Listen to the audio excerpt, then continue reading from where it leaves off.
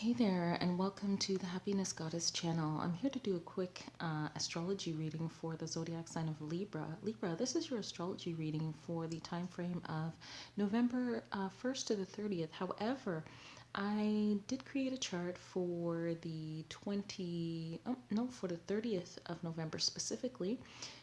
So basically, this reading will allow you to see what the energies of November is actually leading up to.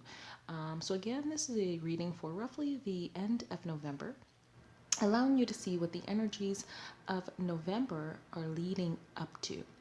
So my Libras, let's get started.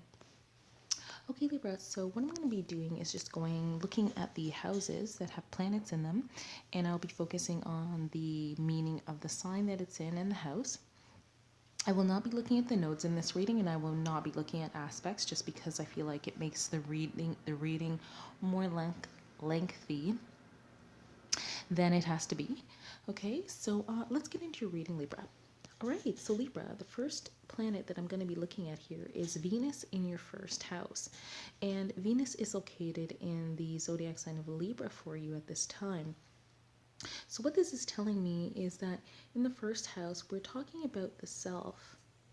We're talking about the way that we look. We're talking about our physical appearance. We're talking about, also new beginnings. Many things having to do with the zodiac sign of Aries. Also, so you could be at this time thinking of starting a new business. You could be thinking about the way that you are putting yourself out into the world. You may be thinking more about wanting to make an impression on people. And just so you know, Libra, this is a very good time for you to do that, because having Venus in Libra means actually you are more attractive at this time. So if you are thinking about making some changes to your appearance, you may be thinking about losing weight, you may be thinking about trying some new makeup, you may be wanting to buy a new piece of jewelry to enhance your physical appearance. This is a fantastic time to do so. The stars are supporting you in that, and actually you just have a natural magnetism about you right now. Wow, I really have to, take my time in talking. Okay, Libra, so the next part of your chart we're going to be looking at is the third house, Libra. And Libra, I was looking over your chart earlier, and I have some amazing news for you. Now, I do read astrology a little differently than many other people, but I think if you're single and you want to meet somebody new, then what I'm about to tell you may excite you. So I will get to it in a moment. So Libra, you have a jam-packed third house. The third house talks about siblings. It talks about short distance travel. It talks about communication. It talks about media. It talks about sending and receiving texts, emails, that type of thing. So actually, how I'm reading this, Libra, how I'm looking at this, because you've got Jupiter there, and Jupiter is the planet of expansion, abundance, luck, opportunity. We'll get to Mercury and the Sun in a moment. So Libra, I would say that when Jupiter enters Sagittarius, you might be going into some type of endeavor, and I'm going to say business, that may cause you to be interacting with a lot of people. That's how I'm going to put it. So it looks like there's going to be a lot of messages back and forth while Jupiter is in Sagittarius in your third house. Now, the exciting news that I wanted to tell you, Libra, is that I read astrology. Well, I read the third house as being the house of the soulmate or twin flame, and simply because it's ruled by Gemini. So it makes sense because Gemini actually rules side-by-side relationships. Libra is face-to-face, and Aquarius is groups. So yeah, it's possible at this time, Libra, if you're looking for somebody new to date, you might actually meet your twin flame or soulmate at this time, because again, Jupiter's in your third house. Jupiter represents expansion, abundance, opportunity, and luck. I don't want this reading to be too long, Libra, so I'm going to go on. So Mercury is retrograde, so same things apply. It's all about communications, media, short distance travel, emails, all that type of thing, but it is retrograde. So be careful when signing any documents or making any agreements with people to just double check everything before finalizing information or contracts or agreements. And you also have the sun there. Again, it's just giving more energy to all the things that I mentioned to you earlier with Jupiter. Okay, Libra, I want to move on with your reading. Let's look at your fourth house. Your fourth house is packed as well, Libra. And your fourth house talks about domestic issues. We're talking about family, home, the actual house. It can talk about motherhood, fertility, pregnancy, grandparents, okay? So, Libra, you have Saturn in your fourth house and you have Pluto in your fourth house. Saturn is talking about foundations and kind of laying the foundation for the long haul, and Pluto talks about rebuilding ourselves, transforming ourselves to become anew. So there's something here, Libra, it's very possible at this time that you could be even remodeling your home, you could be finishing your basement, you could be moving to a better home, you could be purchasing a home, you could be redecorating your home, you could be getting a new addition to your family, because Pluto represents transformation, and what transform a person more than having a baby, getting pregnant and having a baby.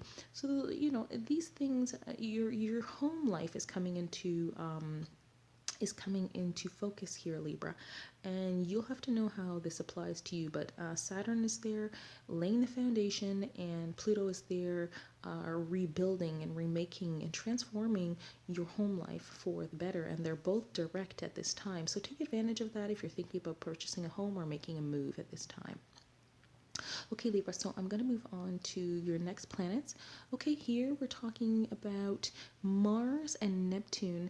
Neptune can be a planet at times of feeling unclear, or it can also represent like having some type of, I didn't really want to say psychic ability, but let's talk about being aware, having an awareness, having intuition, deep feelings, sometimes being like unsure, feeling uncloudy.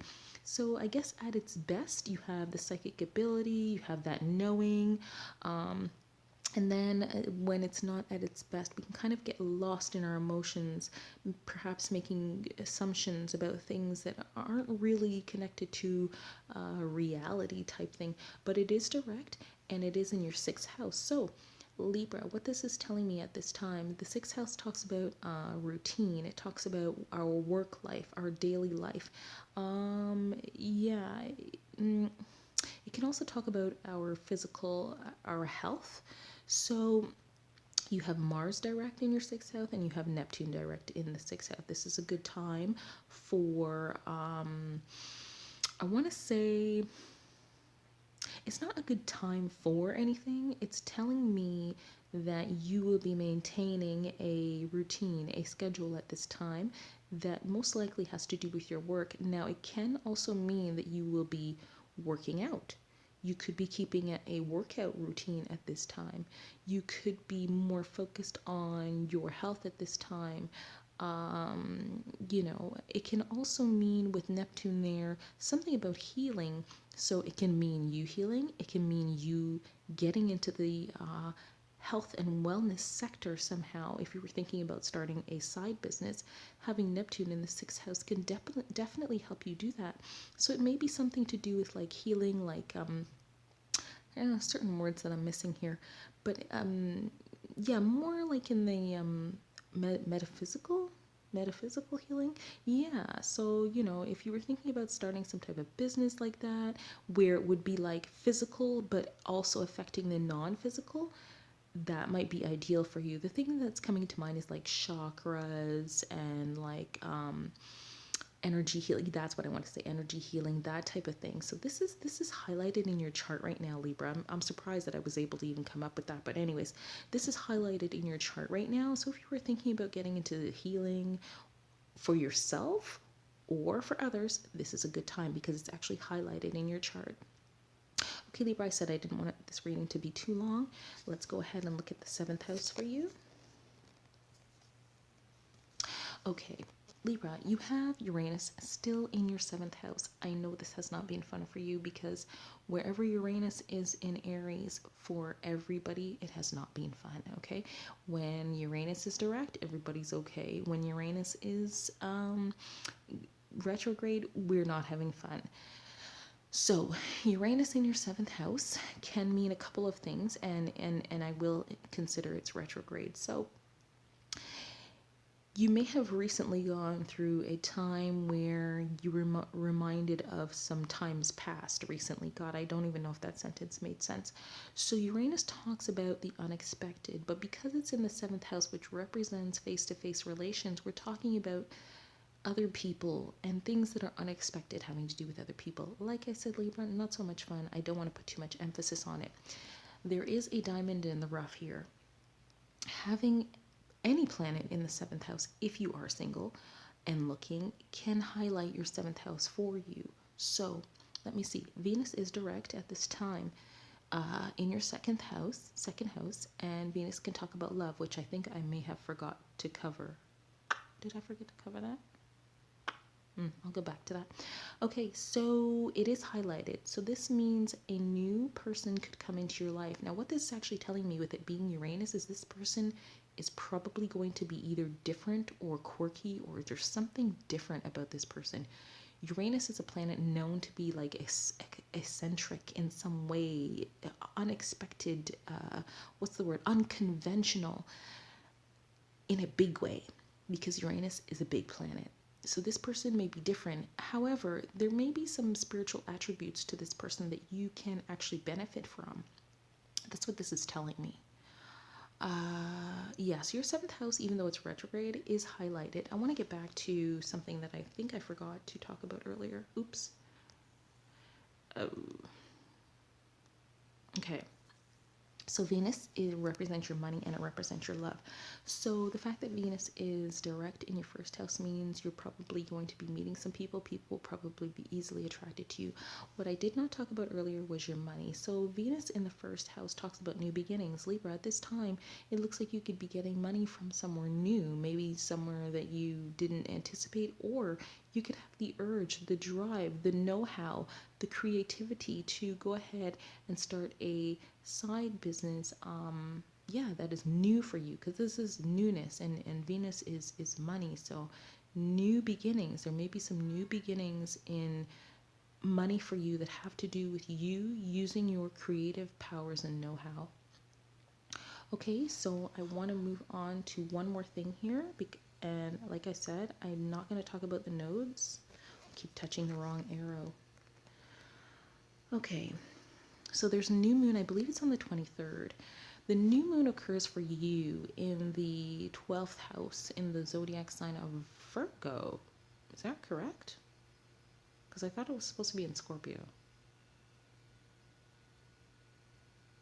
Well, this is saying Virgo. Does that make any sense? Never October. I thought it was supposed to be in Scorpio. Okay, this is weird. I thought there was a new moon in Scorpio. Okay, Libra, I'm really not sure what's going on here because I was so sure that the new moon was supposed to be in Scorpio. This is saying Virgo. If it is a new moon in Scorpio, Libra, this would talk about a time of healing. Again, I mentioned healing earlier, especially in the 12th house, and it could mean healing a lot of I want to say things that have been bothering you, but let's say subconscious things, subconscious. And it's not even so much healing, it's more like a new beginning. So it's like, you know, that time you get to like switch your thinking, you know, all those things that have bothered you and bothered you and bothered you, and then you get a chance or something just changes your thinking, and you're like, yep, this is a new beginning for me. I'm not thinking the old way that I used to. I've changed, and my life is going to be brighter and smoother now because of my new way of thinking. Because Virgo is all about purity. Virgo, let me say this very clearly. Virgo can get to the bottom of things, and so can Scorpio too, but they do it, it kind of means something different. Virgo can get to the bottom of things. They're all about the purity. They want the real focus. They want to know what this thing is really about. I thought the new moon was supposed to be in Scorpio. Okay, so Libra, if I've got this wrong, if the new moon is not in Virgo and it is in Scorpio, you have to forgive me because I don't know, like I don't know.